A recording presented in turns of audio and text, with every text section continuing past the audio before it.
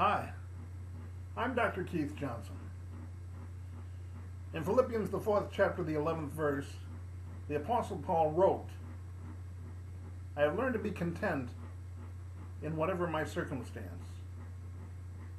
Now, for the Apostle Paul to write that is to say a lot, because he spent most of the time writing Philippians in jail in a cell he couldn't stand up in because it wasn't big enough, so he had to stay down on his knees or lay down all the time.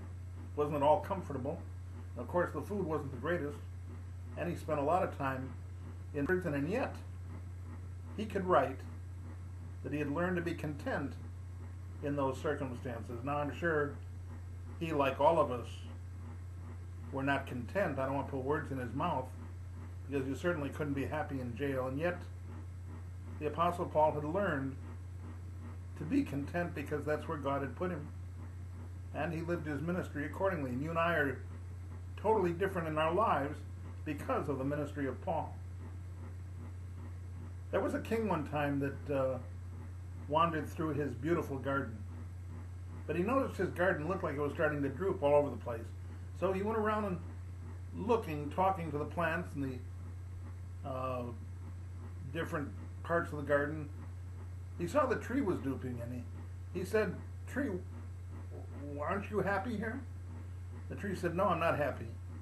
I can't bear fruit here because I'm not a fruit-bearing tree like that tree next to me that bears so many oranges." So the king kept walking around, talking to some of the other plants and some of the other beautiful vegetation. He came across a leaf and said, "Leaf, you look like you're unhappy, are you?" The leaf said, "I certainly am. I don't have any legs. I can't walk around. I can't be an animal like some of the rest of these people who can move around. You can move around, but I have to stay here planted in one place. It's not fair." And then the king continued to walk around and came upon a bush that looked like it was drooping. The king said, "Are you unhappy, Mr. Bush?" Bush said, "I sure am. I can't sing or talk. I can't say anything because I'm a bush." And as the king continued to walk through his garden, he spoke to everybody that was not happy with who they had become or where they were planted, until he came to a violet, a small flower, but a beautiful, beaming flower. And he said, "Well, Mr. Violet, you look like you're happy, are you?" The violet said, "Of course I am." The king said, "Well, all these other plants are unhappy because they can't do things and can't be like animals. Why are you so happy?" And the violet said, "Well, king, when I started to grow and I saw that I was a violet, I decided that what you wanted here was a good violet plant. And so I decided that since I was where you wanted me to be, that I would be the brightest and best violet that you could possibly have, and so I beam with happiness." Now, you and I need to take some advice from that violet. You are where God wants you to be, and you can find yourself doing what God wants you to do because you need to know that God has a plan for your life. I carried across a poem here that I'd like to read to you.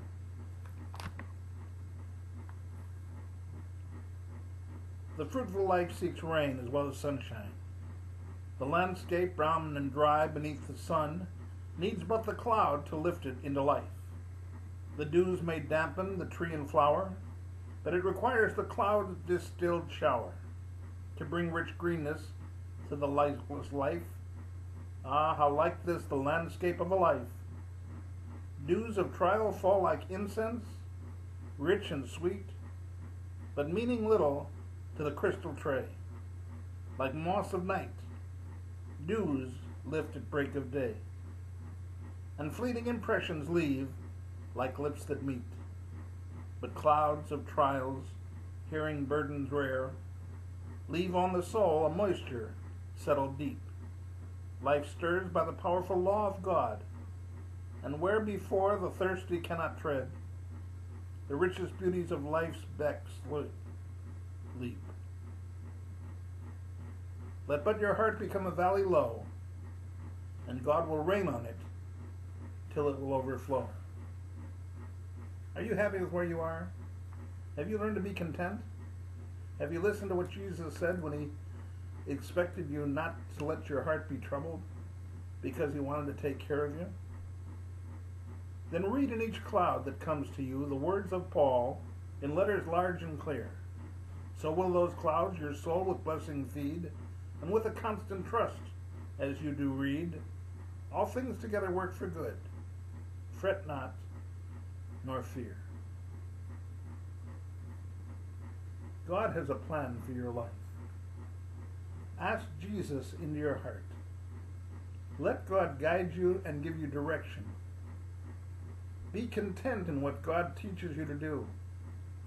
Nobody can do what you're supposed to do as well as you can. And you were built for whatever that purpose is. Find that purpose and do it under God's will. And then, like Paul, it won't matter what kind of circumstance you've got. You'll be content. God bless you.